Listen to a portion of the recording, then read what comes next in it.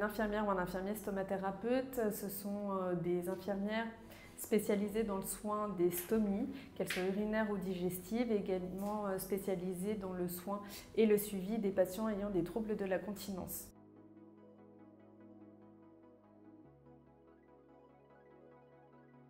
J'ai pu effectivement bénéficier d'une consultation auprès d'une spécialiste, donc une infirmière stomathérapeute, et donc découvrir le matériel adéquat et puis les soins que l'on devait effectuer au quotidien.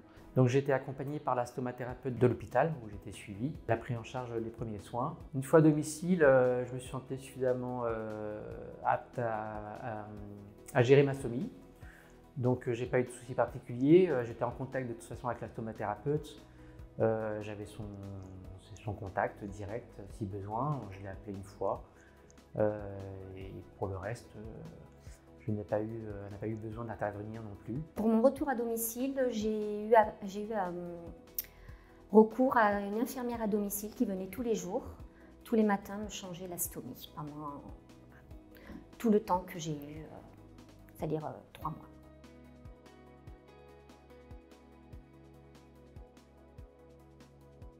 En tant que stomathérapeute, l'objectif c'est de pouvoir accompagner le patient depuis le préopératoire jusqu'à sa sortie et du coup le suivre quand il est au domicile. En préopératoire, cette consultation est très importante pour que le patient puisse se préparer au fait d'avoir une stomie, à comprendre un petit peu comment vivre avec, qu'est-ce que c'est, quels sont les soins à faire, quel type de matériel il va falloir utiliser ou quel type de matériel on peut utiliser. C'est très important pour se préparer psychologiquement et se préparer au fait que le corps change et que l'élimination change, et puis pour qu'on puisse répondre aux questions. Après, en préopératoire immédiat, on revoit le patient pour faire le repérage, donc c'est-à-dire visualiser l'endroit idéal où se placerait la stomie, qui sera soumise à cicatrisation ou à des contraintes durant l'intervention. On revoit le patient en post-opératoire. Alors en fonction de la chirurgie qu'il a eue, on adapte un petit peu le délai, on le rencontre durant l'hospitalisation.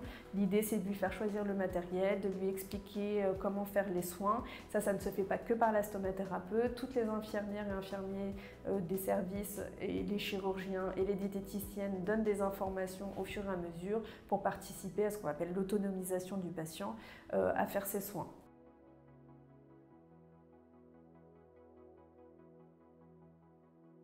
Les patients me sont adressés par les chirurgiens après la consultation d'annonce ou la deuxième consultation préopératoire.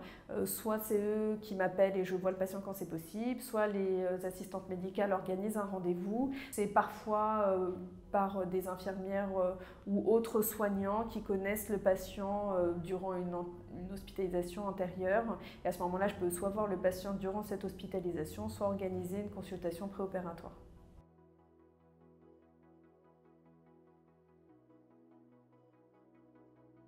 Oui, je n'ai absolument rien payé, même les poches étaient fournies par l'hôpital qui prenait contact avec un fournisseur où j'étais livrée régulièrement. Je ne payais rien du tout.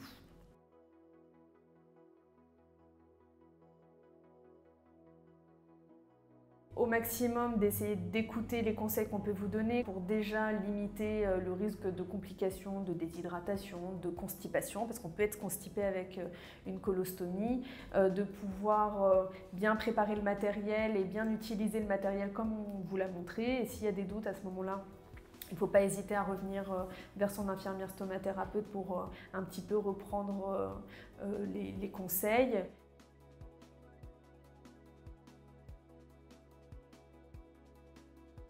Alors, les signes d'alerte et d'urgence vont un petit peu être différents en fonction de l'histoire du patient et en fonction de sa stomie et des particularités de la stomie.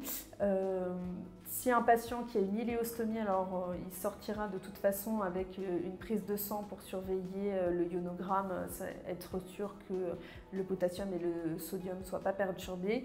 Mais en tout cas, au moindre signe d'augmentation très importante du transit, de douleur abdominale, de nausées, de changement de l'aspect de la stomie, il faut tout de suite nous contacter. L'aspect de la stomie et l'aspect de la peau ne doivent pas non plus changer. Alors si vous avez une petite rougeur cutanée, ce n'est pas une urgence, mais il faut il ne faut pas hésiter à contacter rapidement votre infirmière stomathérapeute pour pouvoir anticiper toute dégradation, enfin toute altération plus importante de la peau. Si vous êtes un patient qui est en cours de traitement, notamment chimiothérapie ou autres traitements médicamenteux qui peuvent agir sur le transit et agir sur la capacité de la peau à pouvoir se réparer, c'est aussi important de faire remonter rapidement des situations qui vous posent problème pour limiter l'impact de ces problèmes-là sur le reste de votre prise en charge.